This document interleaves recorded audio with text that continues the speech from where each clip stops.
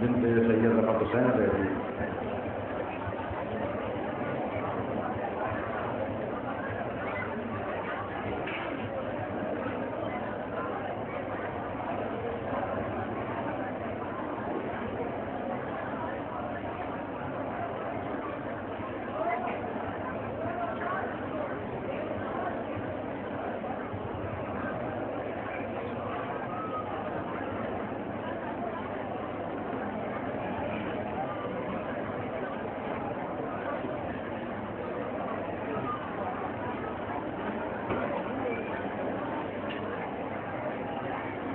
اعوذ باللہ السمیع العلیم من الشیطان الرجیم. بسم اللہ الرحمن الرحیم. الحمد للہ الذی ہدانا لہذا وما كنا لنهتدی لولا ان هدانا اللہ. لقد جاءت رسل ربنا بالحق والصلاة والسلام علی اشرف الانبیاء وسید المرسلین سیدنا و نبینا و شفیع ذنوبنا و حبیب قلوبنا مولانا القاسم محمد ولبیتہ الطیبین الطاہرین المعصومین المظلومین ولعنۃ اللہ علی اعدائہم وقتلتہم وقاصدی حقوقہم ومنکر فضائلہم ومصائبہم وقتہم وطہارتہم ولعنتہم وعصمتہم وشجاعتهم وولایتهم اجمعین من یومنا ھذا الی یوم الدین. اما بعد فقد قال رسول اللہ صلی اللہ علیہ وآلہ وسلم اولنا محمد اوسطنا محمد آخرنا محمد وکلنا محمد صلی اللہ علیہ وسلم.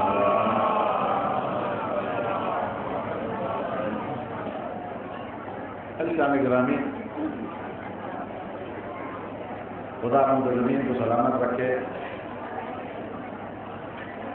ان مجالس میں جو مومنین کی تعداد کی طرف سے آ رہی ہے،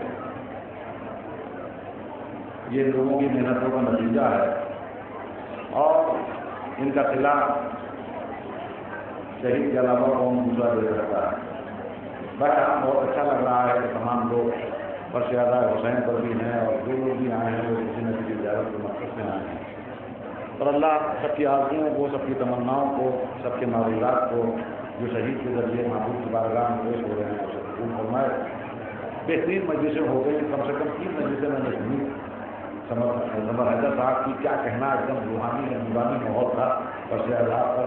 اور اس کے بعد ابھی برادرم جناب خوشی صاحب کی بچے بہترین انداز میں ذکر آل محمد علیہ السلام اور عظمت آل محمد علیہ السلام کا کیا. میں زیادہ دیر آپ کے سامنے حاضر نہیں ہوں گا، بچن جملے بطور ثواب اور مجلس کو مکمل کروں. سرکار ختمی مرتبہ سید الاولین سید الآخرین باعث اللہ کلمہ خلق الاخلاق فخر موجودات سرور کائنات حضرت احمد مصطفیٰ محمد مصطفیٰ صلی اللہ علیہ وسلم.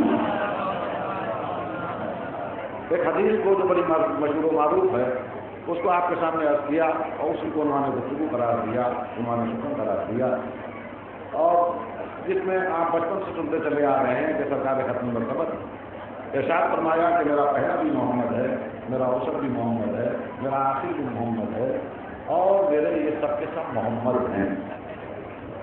ابھی دوسری صاحب بہت عمدہ بات کہہ رہے تھے کہ جب اعتراض کا سوال ہوتا ہے، مسئلہ آتا ہے، تو فقط عزاداری اور عظمت آل محمد علیہ السلام ہی رہے گا. یہ کیسے پاسبل ہوا، یہ کیسے ممکنات میں سے ہے، یہ کیسے ہو سکتا ہے، یہ کیسے ہو سکتا ہے، یہ کیسے ہو سکتا ہے، یہ کیسے ہو سکتا ہے. یہ ہم لوگ اعتراض اس لیے کرتے ہیں اپنے جہالت کے سبب کہ ہم احسان نہیں کر پاتے ہیں جو آل محمد علیہ السلام کی عظمتیں ہیں.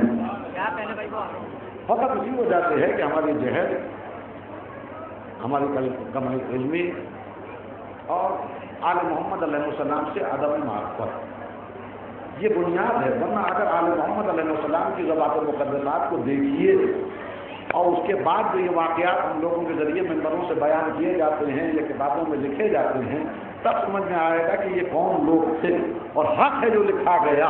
اور بلکہ آخر میں آدمی گھبرا کے کہے گا جو لکھا گیا ہے وہ بھی کم لکھا گیا. کیوں نہیں جی محمد وآل محمد، میرا پہلا بھی محمد میرا اوسط بھی محمد، میرا آخر بھی محمد اور میرے سب کے سب محمد۔ یہ عزیزان گرامی بچپن سے ہم لوگ یہی سنتے ہیں کہ آل محمد علیہ السلام کے فخر کے لیے کیا کم ہے، ان کی عظمتوں کا اس سے بڑھ کے اور کیا تذکرہ کیا جائے کہ سرکار ختمی مرتبت نے ان کو کے متعلق فرمایا کہ میرا پہلا بھی محمد ہے اور میرا اوسط بھی محمد ہے اور میرا آخر بھی محمد ہے۔ یہ شان ہے آل محمد کی، توجہ دیجیے گا عزیزان گرامی، میں ایک رخ سے اس پر گفتگو کروں گا کہ یہ شان ہے آل محمد علیہ السلام کی کہ سرکار ختمی مرتبت نے فرمایا کہ وہ بھی مجھ جیسا ہے، وہ بھی مجھ جیسا ہے، وہ بھی مجھ جیسا ہے، وہ بھی مجھ جیسا ہے، وہ بھی مجھ جیسا ہے۔ کیا کہنا سرکار کا کہ آل محمد علیہ السلام کی فضیلت کے متعلق، ان کی شرف اور بزرگی کے متعلق آپ نے اس انداز سے انٹروڈکشن کرایا، اس انداز سے تعارف کرایا۔ اکثر ہم لوگ یہی سنتے ہیں کہ یہ آل محمد علیہ السلام کے کمال کا اظہار کیا جا رہا ہے اس حدیث کے ذریعے، ان کی جو فضیلتیں بیان کی جا رہی ہیں اس حدیث کے ذیل میں کہ آپ یہ دیکھیے کہ صاحب ماجد کو انل ہوا فرما رہا ہے کہ یہ بھی مجھ جیسے، وہ بھی مجھ جیسے، وہ بھی مجھ جیسے، وہ بھی مجھ جیسے۔ یہ ہے آل محمد کی شان کہ رسول اللہ فرما رہے ہیں کہ یہ بھی محمد، وہ بھی محمد، وہ بھی محمد، وہ بھی محمد۔ یہ انصاف ہم لوگوں نے نہیں کیا آج تک آل محمد علیہ السلام کے ساتھ۔ اکثر میں سوچتا ہوں، میں نے کسی مولوی صاحب سے سنا تو نہیں ہے، لیکن اکثر میں یہ سوچتا ہوں کہ ہم نے آل محمد کے ساتھ انصاف نہیں کیا۔ بے شک یہ کمال ہے آل محمد علیہ السلام کا اور یہ فضیلت ہے آل محمد علیہ السلام کی کہ سرکار ختمی مرتبت نے ایسا ایسا فرمایا کہ یہ میرا پہلا بھی محمد ہے، میرا اوسط بھی محمد ہے، میرا آخر بھی محمد ہے اور میرے سب کے سب محمد ہے۔ بے شک یہ شان ہے آل محمد علیہ السلام کی، لیکن یہ فقط تصویر کا ایک رخ ہے۔ دیکھیے توجہ دیے، ایک بہترین مجلس ہو چکی ہے اور میں بھی ذاکر ہوں، میں بھی خطیب ہوں، مجھے احساس ہے کہ ایک مجلس، اچھی مجلس کے بعد دوسری مجلس میں جب جا کر انسان ذکر کرتا ہے تو اس کے اوپر کیا بیتتی ہے۔ لیکن آپ اگر متوجہ رہیں گے تو شاید میں اپنی کوئی بات کہنے جاؤں گا کہ میرے سب کے سب محمد ہیں۔ یہ تصویر کا ایک رخ ہے، کبھی تصویر کا دوسرا رخ دیکھیے تو سمجھ میں آئے گا کہ سرکار کو ضرورت تھی آل محمد علیہ السلام کے کرداروں کی، اسلام کی وحدانیت، اللہ کی وحدانیت کے لیے، خود اپنی رسالت کے لیے، قرآن کی حقانیت کے لیے اور دین کی حقانیت کے لیے کہ اس انداز کی حدیث بیان کریں کہ میں کیا کہہ رہا ہوں عزیزان کرام۔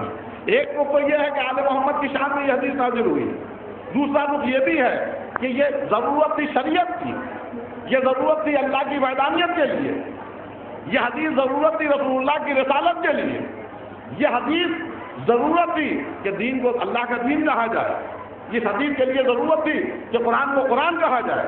آپ کہیں گے یہ کیسے کہہ رہے ہو، آپ انصاف سے بتائیے، میں ذرا سا آپ کے سامنے عرض کروں گا۔ سرکار ختمی مرتبہ توجہ دیے، کیوں آل محمد علیہ السلام کی ذوات مقدسات ضرورت بن گئے اسلام کی حقانیت اور اللہ کی وحدانیت کے سلسلے میں؟ جب رسول اللہ اسلام لے کر آئے توجہ دیے، ایک آواز بلند ہوئی مکے کی سرزمین پر، ایک آواز بلند ہوئی، قولوا لا الہ الا اللہ تفلحوا، کہو اللہ کے علاوہ کوئی معبود نہیں ہے، کوئی اللہ نہیں ہے سوائے اس اللہ کے جو وحدہ لا شریک، تاکہ تم فلاح پا جاؤ۔ توجہ دیے، یہ آواز آج تو بہت اچھی لگتی ہے جب ہم اذانوں میں سنتے ہیں۔ آج جب معصوم سا بچہ کلمہ سناتا ہے تو ہم گال تھپتھپا کے اس کی جیب میں کچھ پیسے بھی رکھ دیتے ہیں، خوشی خوشی دعائیں بھی دیتے ہیں۔ آج لا الہ الا اللہ بڑا مانوس سا نعرہ ہے، جس نے بھی لا الہ الا اللہ کہا اس کی جوتیاں اٹھا کے ہم اپنے سر پہ رکھنے لگے، جس نے بھی محمد کو اللہ کا رسول مانا ہم اس سے محبت کرنے لگے، جس نے بھی قرآن کا احترام کیا ہم اس کو چاہنے لگے۔ توجہ دیے گا عزیزان گرامی، لیکن آج سے 1400 سال پہلے جائیے، یہ اس ماحول میں نعرہ بلند کر رہے ہیں سرکار ختمی مرتبت کہ جہاں پر 360 خدا رکھے ہوئے ہیں، 360 خدا رکھے ہوئے ہیں، اور یہی نہیں بلکہ ان کی گٹیوں میں ہے کہ ماننا ہے تو انہی کو ماننا ہے، چاہنا ہے تو انہی کو چاہنا ہے، جھکنا ہے تو انہی کے سامنے جھکنا ہے، سجدہ کرنا ہے تو انہی کے سامنے سجدہ کرنا ہے۔ توجہ نہیں ہے کہ میں جو کہنا چاہ رہا ہوں، ان کی گٹیوں میں یہ بات ہے۔ وہاں پر ایک نعرہ بلند ہوا، کہو ایک اللہ تاکہ تم فلاح پا جاؤ۔ خدا کی قسم اگر توجہ دیے میں جملہ کہوں، اگر سرکار ختمی مرتبت کے علاوہ کوئی دوسرا یہ نعرہ لگاتا تو شاید اس نعرے کے بعد زندہ نہ رہتا۔ ماننا تو دور، لوگ پریشان کرتے ہوئے اس کو نظر آتے ہیں، لیکن یہ جو تیزی سے مجمع رسول اللہ کی طرف بڑھا ہے سائیکولوجیکلی تو اس کو جھٹکا لگا، کیا یہ کون سی آواز سن رہے ہیں؟ ہم نے تو جب سے پیدا ہوئے یہ سنا کہ وہ خدا وہ خدا وہ خدا وہ خدا وہ خدا وہ خدا وہ خدا. یہ کون ہے جو آواز بلند کر رہا ہے کہ فقط ایک خدا، باقی سب غلط؟ آپس میں چرچا ہوا ہوگا، طبیعت میں جنجال پیدا ہوئی ہوگی، بے قرار ہو کے گھروں سے نکلے ہوں گے، اور نکلنے کے بعد ایک باقاعدہ ایک ایمرجنسی میٹنگ کال کی ہوگی، اور کال کرنے کے بعد جو وہاں کے روسا ہوں گے، جو وہاں کے لیڈر ہوں گے، جو وہاں بڑے بڑے لوگ ہوں گے، انہوں نے فوراً کہا ہوگا یہ آواز بلند کرنے والا کون ہے، یہ پکارنے والا کون ہے، یہ بتاؤ کہ ایک عجیب سی آواز آ رہی ہے، کوئی اللہ نہیں ہے سوائے اس اللہ کے. تو اس کے جواب میں یہ جواب دیا گیا ہوگا آپ کو نہیں معلوم، ایک جو عبداللہ کا یتیم، عبد المطلب کا جو پوتا ہے، ابو طالب کا جو بھتیجا ہے، وہ اس آواز کو بلند کر رہا ہے. توجہ دیے گا دیدان گرام. جیسے ہی اس آواز کو سنا اور یہ معلوم ہوا کہ آواز دینے والا کون ہے، تو اعتبار تو نہیں کر رہے تھے، اعتبار تو نہیں کر رہے تھے اس آواز کے اوپر، لیکن تیزی سے رش کرتے ہوئے رسول اللہ کی خدمت میں جو حاضر ہوئے ہیں، اس کا سبب فقط اتنا ہے کہ بھیا یہ بات اجنبی سی لگ رہی ہے، غیر معلوم سی لگ رہی ہے، لیکن یہ جو آواز دے رہا ہے یہ بڑا سازش ہے. دیکھیے اب آپ تک آپ کے اذہان آ گیا، شاید متوجہ ہو جائیں جو مقصد کی طرف لے جانا چاہتا ہوں کہ آل محمد بنیاد ہیں وحدانیت کو بچانے کے لیے، رسول اللہ کی رسالت کے لیے، قرآن کی حقانیت کے لیے، اور اس دین اسلام کو دین اسلام کی حیثیت سے روشناس کرانے کے لیے. یہ ضرورت تھی دین کو کہ کچھ کیریکٹرز ہوں جو آل محمد علیہ السلام.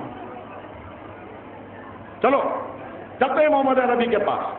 اب دیکھیے یہ انسان کی نفسیات ہے، ایک عجیب سی آواز سنیں، یہاں پر آ کر کوئی بات کوئی ایسی کہے جو بڑی عجیب سے لگے، بڑی عجب سے لگے، تو یا تو آپ اس کو سوال کریں گے یا امامت کرنے لگے. اگر وہ قرآن کے خلاف بولنے لگے، اگر کوئی شریعت کے خلاف بولنے لگے، اگر معصومین کے خلاف اعوذ باللہ کوئی زبان کھولنے کی ضرورت کرے، تو ہم یہاں زندہ نہیں چھوڑیں گے. اس لیے ہماری ڈیوٹیوں میں آل محمد علیہ السلام کی محبت، ہماری زندگی کا حل ہم آل محمد علیہ السلام پہ قربان. تو اب سائیکولوجی یہ ہوتی ہے کہ جہاں پر جو کچھ ہو اس کے خلاف جب کوئی بات سامنے آتی ہے تو انسان میں جھنجھاہٹ لازمی ہے. محمد نے ایک آواز دی، کوئی اللہ نہیں ہے سوائے اس اللہ کے جو وحدہ لا شریک ہے. لوگوں کو غصہ تو بہت آیا، لیکن جیسے ہی ان کو معلوم ہوا کہ یہ محمد عربی نے آواز بلند کی ہے تو کہا چل کے معلوم تو کریں یہ ہے کون سی آواز. اس لیے کہ یہ جو آواز دینے والا ہے یہ صادق ہے. دیکھیے اللہ جو آج ہے اس کی بنیاد صداقت سرکار ختمی مرتبہ. قرآن جو اللہ کی کتاب مانی جا رہی ہے اس کی بنیاد صداقت سرکار ختمی مرتبہ. دین کو جو اللہ کا دین مانا جا رہا ہے اس کی بنیاد سرکار ختمی مرتبہ. چلو معلوم کریں. تیزی سے رش کیا، اے عبداللہ کا یتیم، یہ کون سا دین لے کر آئے، یہ کون سی شریعت لے کر آئے، یہ کون سا پیغام لے کے آئے ہو، یہ کون سی آواز بلند کر رہے ہو؟ میں اللہ کا میسنجر ہوں. کون اللہ؟ کہ وہ اللہ ہے جس نے کائنات کے ذرے ذرے کو خلق کیا، جس نے زمین کا فرش بچھایا، آسمان کا شامیانہ لگایا، چاند سورج و ستاروں کے جواب روشن کیے. عبداللہ کے یتیم یہ بتاؤ کہ تمہارا اللہ میاں جو بھی ہے ہمیں معلوم نہیں، لیکن ہم اتنا جانتے ہیں کہ تم جس کے بارے میں کہہ رہے ہو وہ اس لیے اعتبار کر رہے ہیں کہ تم صادق ہو. یہ بتاؤ کہ تمہارا اللہ میاں ہے کہاں؟ توجہ دیجیے گا. دیکھیے میں جو کہنا چاہ رہا ہوں میں ذرا رنگ بدل کے گفتگو کر رہا ہوں آپ کے سامنے کہ آخر اللہ میاں ہے کہاں. تمہارا اللہ میاں تم پر اعتبار ہے اس لیے کہ تم صادق بھی ہو، تم امین بھی ہو. یہ بتاؤ کہ تمہارا اللہ میاں ہے کہاں؟ کہ ہمارا اللہ میاں سب جگہ ہے اور کہیں نہیں ہے. کیا کوئی ایک جگہ فکس نہیں ہے؟ کہ نہیں، وہ ہر جگہ ہے اور کہیں بھی نہیں ہے. اللہ میاں ہر جگہ اور کہیں نہیں.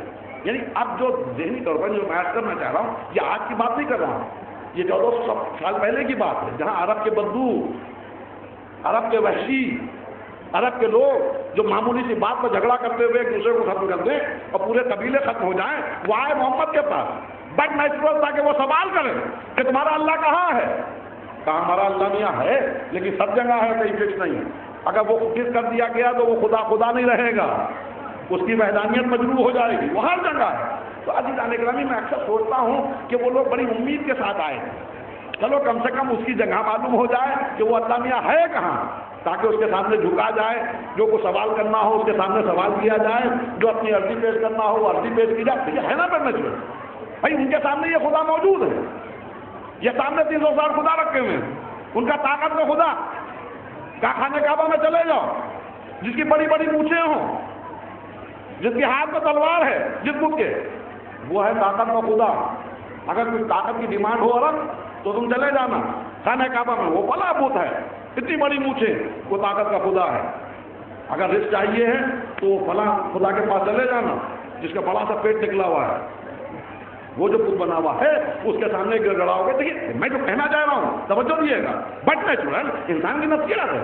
رد کر کے آیا، ایک اجنبی بات کے اوپر لبیک کہی، ایک عجب بات کے اوپر لبیک کہتا ہوا بڑا، اس بنیاد پر کہ محمد صادق ہیں، لیکن آیا ہے تو کچھ دل کی باتیں جو کچھ نہ کچھ اس کو جو سجو ہے کہ آخر وہ اللہ ہے کون، تو معلوم ہو جائے کہ اللہ فکس ہے۔ یہاں تو اللہ میاں فکس ہے، یہ اللہ میاں جس کا پیٹ نکلا ہوا ہے یہ رزق دیتا ہے، روزی میں اضافہ کرتا ہے، یہ جس کی مونچھیں ہیں یہ شجاعت دیتا ہے، یہ جادو صاحب ہے جس کی آنکھوں میں چلا زبردست خوبصورت سی آنکھیں ہیں، یہ انسان کے سحر و جادو سے بچاتا ہے۔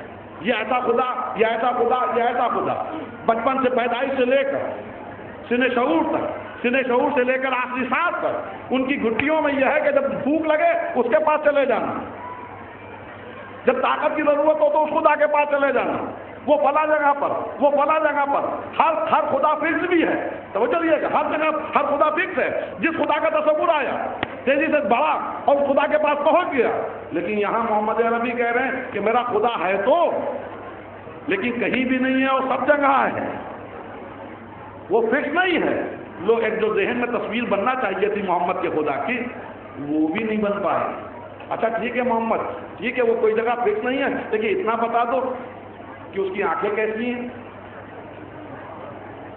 میں کیا کہنا چاہ رہا ہوں، میں نے کہا تھا لیک سے الگ ہٹ کے گفتگو ہو رہی ہے، اس کی آنکھیں کیسی ہیں،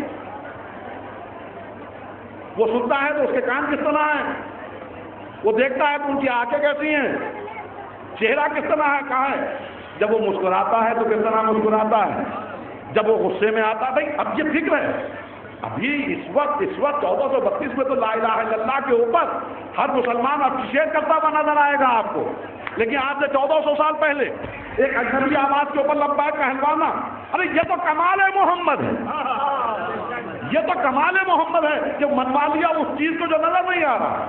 کیسی آنکھیں، کیوں، کیسا چہرہ ہے، کیوں، پوچھنا چاہ رہے کم سے کم جب دعا کے لیے ہاتھوں کو بلند کریں تو اس کی نگاہیں سامنے آ جائیں، نظریں سامنے آ جائیں، جب کبھی تصور کرے تو اس کا چہرہ سامنے آ جائے، مسکراتا ہے تو کس طرح مسکراتا ہے، اس تصور کے ساتھ ہم دعائیں مانگتے ہوئے نظر آئے، غیب میں جب ہوتا ہے تو اس کا چہرہ کس طرح کا ہو جاتا ہے وہ بھی بتا دو، تاکہ جب میں دعا مانگوں تو یہ دیکھ لوں کہ اس کا چہرے کا غیب جو ہے وہ تو نہیں ہے۔ میں کیا کہنا چاہ رہا ہوں عزیزان اکرام، کہ نہیں وہ جسم و جسمانیات سے بھی پاک ہے، وہ جسم و جسمانیات سے بھی پاک ہے۔ بہت کٹھن گفتگو ہے لیکن میں جو آسان کر کے کہنا چاہتا ہوں عظمت آل محمد کے لیے، جس اللہ کو انٹروڈیوس کرا رہے ہیں وہ نظر نہیں آ رہا، ماننا لوگ کہتے ہیں اس لیے ماننا چاہتے ہیں کہ محمد سچے ہیں، لیکن جب محمد کے پاس پہنچے تو اللہ نظر نہیں آ رہا، کوئی ایک جگہ فکس بھی نہیں ہے، نہ اس کا چہرہ ذہن میں محفوظ ہو پا رہا ہے، آنکھیں کس طرح ہے نہیں معلوم، کان کس طرح ہے نہیں معلوم، مسکراتا کس طرح ہے نہیں معلوم، چہرہ کس طرح کا ہے نہیں معلوم۔ شاید رسول اللہ نے آنے والے کل میں اس کمی کو محسوس کیا۔ یہ عرب کے بدو لاکھ مسلمان ہو جائیں لیکن وہ ڈھونڈ رہے ہیں اسی اللہ کو، مسکرا کے جواب دیا ایھا الناس وہ عین اللہ رہا ہے، وہ لسان اللہ رہا ہے۔ دیکھو اگر کسی کو اللہ کا چہرہ دیکھنا چاہتا ہے تو جانے کی ضرورت نہیں ہے، میرا بھائی علی وجہ اللہ ہے، جو ہے یہ محمد وال،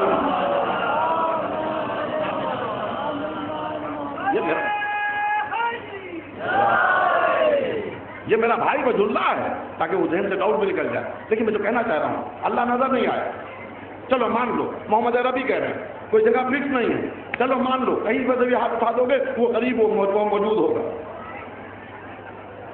اسلام منوا لی رسول اللہ نے اپنی صداقت کے بوتے کے اوپر فقط آ کر، اس کے علاوہ کچھ نہیں ہے، فقط ایک صادق ہونے کے نتیجے میں آپ نے وہ منوا لیا جس کو منوانا بڑے سے بڑا آدمی بھی اس کا بس کا کام نہیں تھا کہ وہ منوا، لیکن منوا دیا۔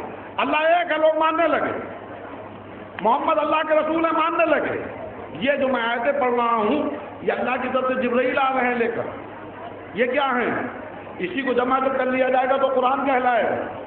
یہ ہے کیا چیز؟ یہ اللہ کی طرف سے آئی ہوئی کتاب، مان لو، آنکھوں سے لگا لو، چوم لو۔ کیوں؟ اس لیے کہ صادق نے کہا ہے۔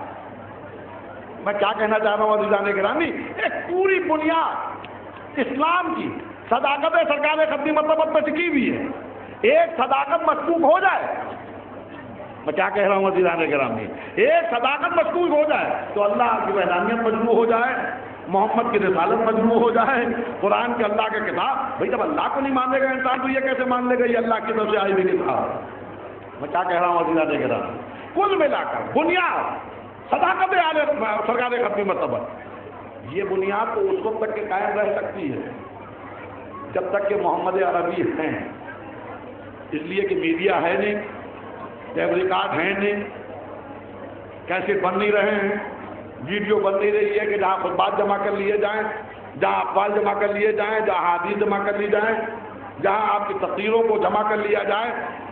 رسول اللہ کا زمانہ ہے، بس جو اس وقت اس پرٹیکولر ٹائم جس نے محمد کو سن لیا بس سن لیا، آنے والے کل میں جو سن 11 ہجری کے بعد پیدا ہونے والا ہے وہ اپنے بزرگوں سے سنے گا تو کوئی محمد آئے، لیکن نہ اس کو دیکھ پائے گا نہ اس کی گفتگو سن پائے گا۔ اب جب گفتگو سن نہیں پائے گا تو جو زبان کا اثر ہے وہ اثر ایک صحابی کی روایت سے نہیں مل پائے گا۔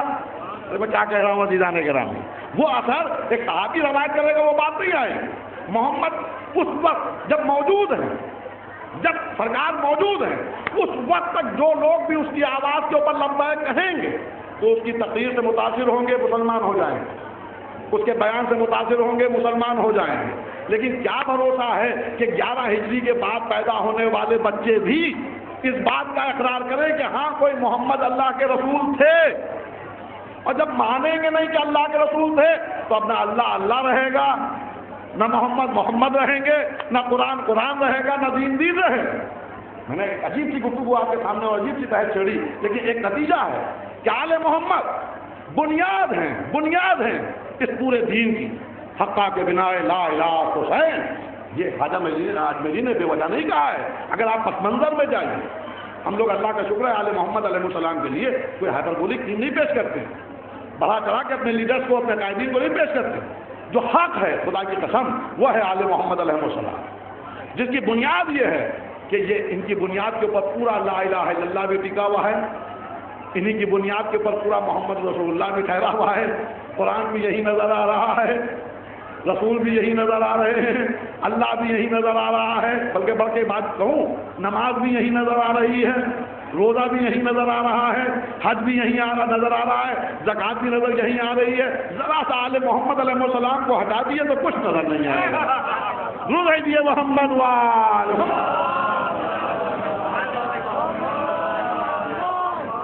کچھ نظر نہیں آئے گا، اس لیے کہ یہ آل محمد آواز دی، پر توجہ دیے گا، آواز دی، مانو اللہ کو، چلو مان لیا جائے اس لیے کہ یہ صادق ہے۔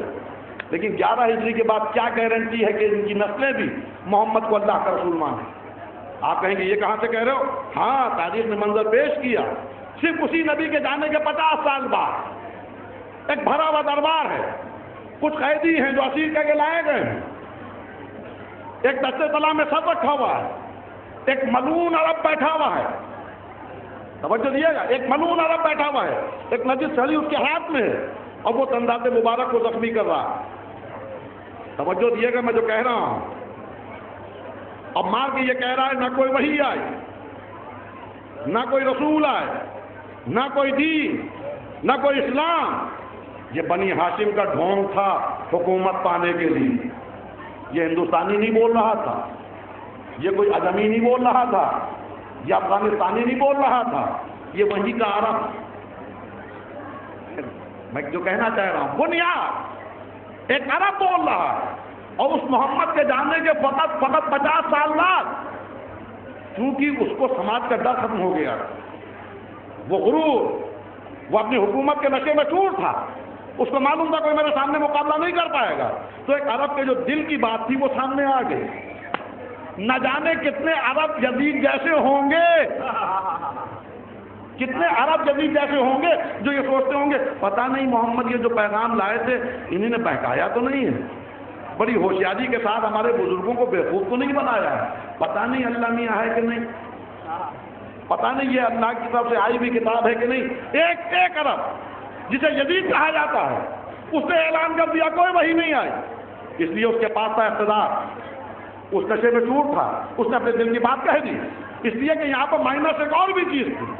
ایک طرف جس اللہ کو انٹروڈیوس کرایا جا رہا تھا وہ نظر نہیں آ رہا تھا، اور جو چیز کو منوایا جا رہا تھا اس کا کوئی رزلٹ سامنے نہیں تھا۔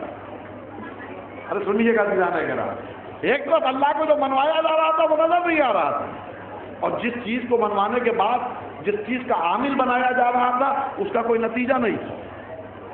آپ کہیں گے یہ کیا کہہ رہے ہو؟ خدا کی قسم یہ انسان کی فطرت ہے، انسان بہت جلد باز ہے، جیسا کہ قرآن نے کہا ہے بہت جلد باز ہے۔ انسان کو چاہیے ہوتا فوراً ریٹرن، جو اگر میں نے محنت کی ہے فوراً ریٹرن ملے، انعام ملے۔ اے محمد عربی اگر ہم مسلمان ہو جائیں گے تو کیا انعام ہوگا؟ کہ اللہ تم سے راضی ہو جائے گا۔ مسلمان بن جاؤں گا تو کیا کرنا پڑے گا؟ کہ تمہیں نماز پڑھنا پڑے گی۔ اگر نماز پڑھو گے تو نماز پڑھیں گے ہم تو اس کا نتیجہ کیا ہوگا؟ انعام میں کیا ملے گا؟ روزہ رکھیں گے تو اس کا انعام کیا ہوگا؟ حج کریں گے تو اس کا انعام کیا ہوگا؟ ماں باپ کا کہنا مانیں گے تو اس کا انعام کیا ہوگا؟ میں کیا کہہ رہا ہوں عزیزان اکرام، کا انعام یہاں نہیں ملے گا، پھر کہاں ملے گا؟ جب مر جاؤ گے، جب مر جاؤ گے تب انعام ملے گا۔ اما خدا کی قسم یہ تو کمال سرکار ختمی مرتبت ہے کہ اس چیز کو منوایا جو نظر نہیں آ رہا ہے، اور اس چیز پر عمل کروا دیا جس کا نتیجہ یہاں نہیں وہاں ملنے والا، یہاں نہیں وہاں۔ بھائی بڑا مسئلہ آسان ہو جاتا اگر یہ کہا جاتا کہ بھیا صبح کی نماز پڑھنے کے لیے جو مسجد میں آئے گا نماز پڑھ لے گا، جب مصلی اپنا لپیٹنے لگے گا تو مصلی کے نیچے سے 500 کا نوٹ نکلے گا۔ اما آپ یقین جانیے مولوی صاحب کہتے یا نہ کہتے، اماں بھیجتی یا نہ بھیجتی، ابا ڈاک کے مسجد روانہ کرتے یا نہ کرتے، ہر لڑکا اعلان سے پہلے اٹھ جاتا۔ میں کیا کہہ رہا ہوں، یہ انسان کی فطرت ہے، انسان جذبات ہے، اس کو ریٹرن چاہیے۔ اگر اعلان ہو جاتا کہ ہاں نماز پڑھنے روز کے آؤ گے تو 1000 کا نوٹ ملے گا، پبلک ہر کام کو چھوڑ کے بھاگتے ہوئے مسجد میں جاتی ہے، اور نماز سے زیادہ کوشش یہ ہوتی کہ نماز مکمل ہو جائے تاکہ جب مصلی میں بیٹھے تو 1000 کا نوٹ مل جائے۔ اگر یہ اعلان ہو جاتا کہ اگر رمضان میں روزے رکھو گے تو تمہیں کھانے پینے کا کوئی ٹینشن نہیں ہے، میں قابل مطلق، میں سپریم پاور، جیسے ہی صاحب کا وقت آئے گا میرے پاس فرشتوں کی کمی نہیں ہے، تمہارے لیے تحریر کا انتظام ہو جائے گا۔ جس وقت افطار کے لیے بیٹھو گے دسترخوان چن دیا جائے گا، فرشتے افطار لے کر آ جائیں گے، میری طرف سے کھانے کی گارنٹی تم پر، تمہارے لیے۔ اما بیمار بھی ہوتا تو ان کو ٹرائی کرتا کہ روزہ رکھ لیا جائے، اور یہ سوچ کر روزہ رکھتا کہ چلو 11 مہینے اپنی کھا رہے ہیں، 1 مہینے ادھر، 1 مہینے ذرا ادھر کا بھی تو دیکھے کیا مل رہا ہے۔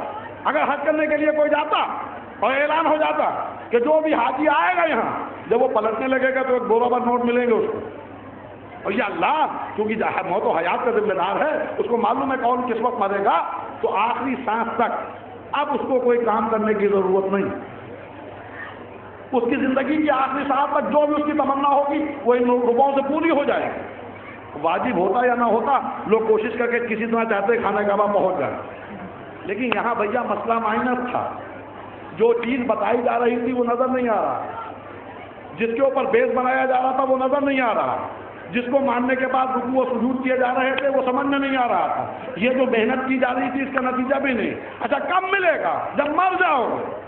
ہم آج جب لوگوں کو بھروسہ نہیں ہوتا ہے کہ مرنے کے بعد ملے یا نہ ملے، میں کیا کہہ رہا ہوں، اتنے واقعات سننے کے باوجود جب بھروسہ نہیں ہوتا ہے تو کیا بھروسہ اس وقت کے مسلمانوں پر کہ ان کو یقین آ جاتا، لیکن سب تو تب اس لیے تھا کہ مان لو، اس لیے مان لو کہ یہ صادق ہے۔ بس ایک جملہ یاد رکھیے گا، مان لو کہ اس لیے یہ صادق ہے، یہ صادق ہے، سچا ہے، سچا ہے، سچا ہے، یہ جو کہے گا غلط نہیں کہے گا۔ تو آپ کے زبان کے بھروسے پر لوگ مسلمان ہو تو رہے ہیں، لیکن بات کے نتائج جدید جیسے لوگوں کے ذریعے یہ بھی مل رہے ہیں، یہ بھی مل رہے ہیں کہ کوئی وحی نہیں آئی، کوئی رسول نہیں آیا، کوئی پیغمبر نہیں آیا۔ تو جب سن 50 سال بعد اسلام کے انکار کرنے والوں کی تعداد کا یہ عالم ہے تو کیا بھروسہ کہ 1432 میں لوگ لا الہ الا اللہ کہہ رہے ہو۔ میں کیا کہہ رہا ہوں عزیزان اکرام، اس لیے کہ بچے آج ارے پاپا آپ کہا جانی ہے، اب زمانہ بدل گیا ہے. ارے آپ کا زمانہ بہت پرانا زمانہ تھا, وہ زمانے کی خبریں اور تھی, اب یہ زمانہ اور ہے. بابا آپ کو کیا معلوم, اماں آپ لوگ کیا جانگی ہیں, دادا آپ کو کیا معلوم کہ یہ زمانہ بہت بدل گیا ہے.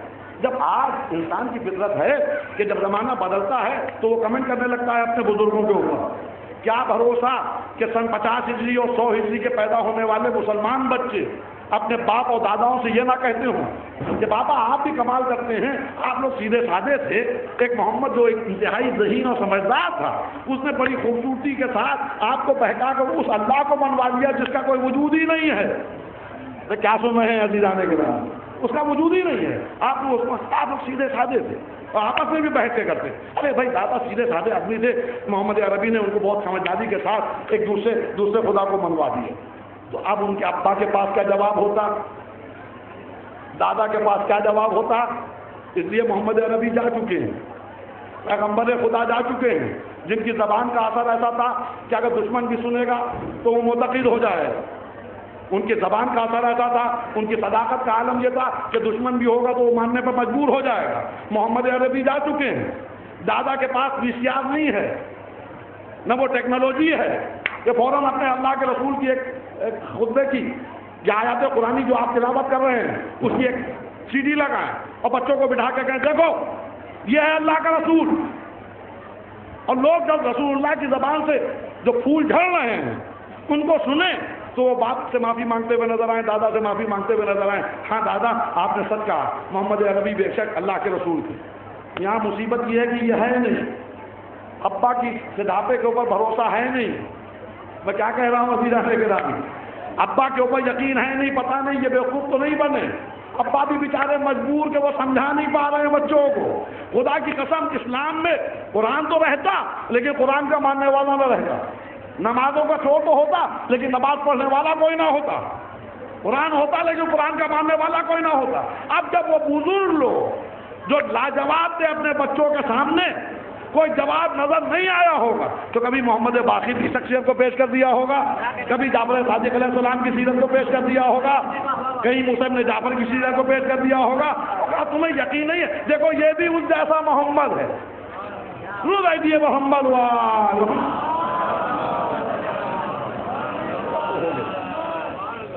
ایک بابا جو ملک سلوات بھیج دیے.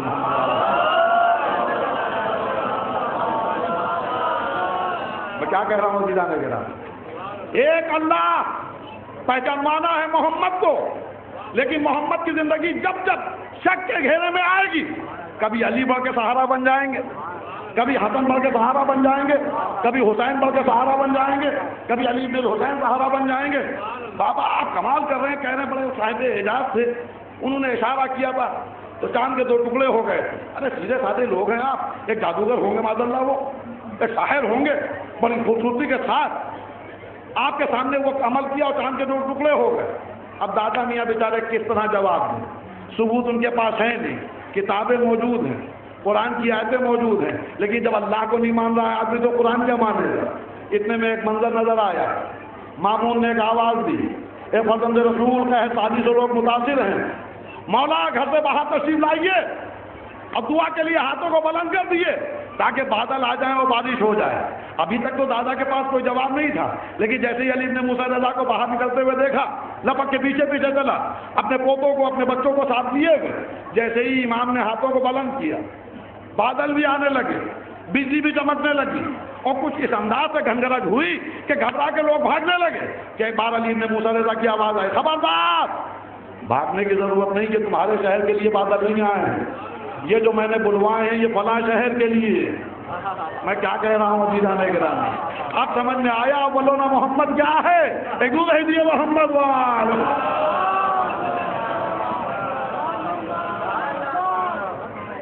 یہ بادل وہاں کے لیے, یہ بادل وہاں کے لیے, ایھا الناس یہ بادل تمہارے شہر کے لیے.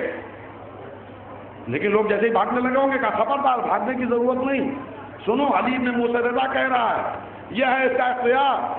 یہ کہہ رہا ہے کہ جب تک کہ اس مجمع کا آخری آدمی بھی سائے میں نہیں چلا جائے گا, محفوظ جگہ پر نہیں چلا جائے گا, اس وقت تک ان بادلوں سے ایک قطرہ بارش کا نہیں گرے گا. ابھی تک دادا لاجواب تھے، اب پوتا لاجواب ہو گیا، گھبرا کے کہا لا الہ الا اللہ محمد رسول اللہ محمد ہاں تو آل محمد علیہ السلام، آل محمد علیہ السلام کردار ان کے جو ہیں وہ سرکار ختمی مرتبت کی ضرورت کا نام.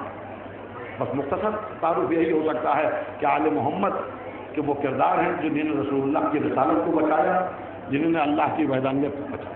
اور تاریخ میں یہ جملے پیش، دادا پوتے کے سامنے یہ تو نہیں بتا پا رہا ہے کہ رسول اللہ کیسے تھے، لیکن ہاں تاریخ کے مناظر محمد باقر کے ذریعے پیش ہو گئے، جعفر صادق کے ذریعے پیش ہو گئے، علی ابن الحسین کے ذریعے پیش ہو گئے.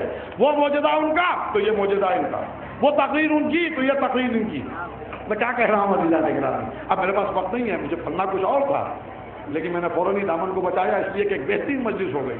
اور اللہ سلامت رکھے ان ذاکرین کو، ان خطبہ کو اس انداز سے تبلیغ دین کر رہے ہیں.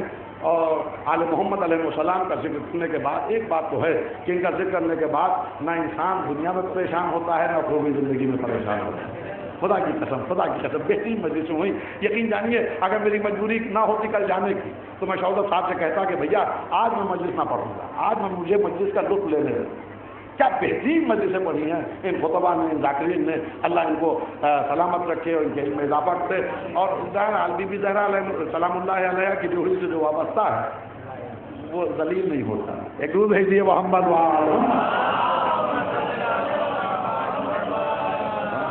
یہ جو آپ کا ریئیکشن ہے وہ میرے اوپر بھی جو اثر ہوا اس کا سبب یہی ہے. بہترین مجلس، کیا کہنا ہے اس مجلس کا. لیکن آل محمد علیہ السلام کیا وہ بزرگ لوگ تھے جنہوں نے جب بھی رسول اللہ پہ انگلی اٹھنے کی نوبت آئی فوراً آگے بڑھ کے سہارا بن گئے.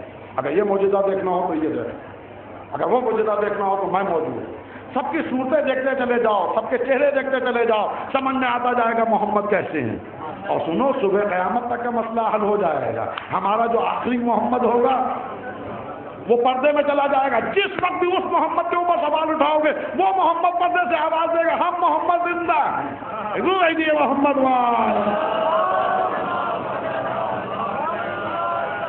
ہاں یہ محمد زندہ ہے جو زندہ ہوا اس دنیا سے جانے والے محمد کی گواہی دے رہا.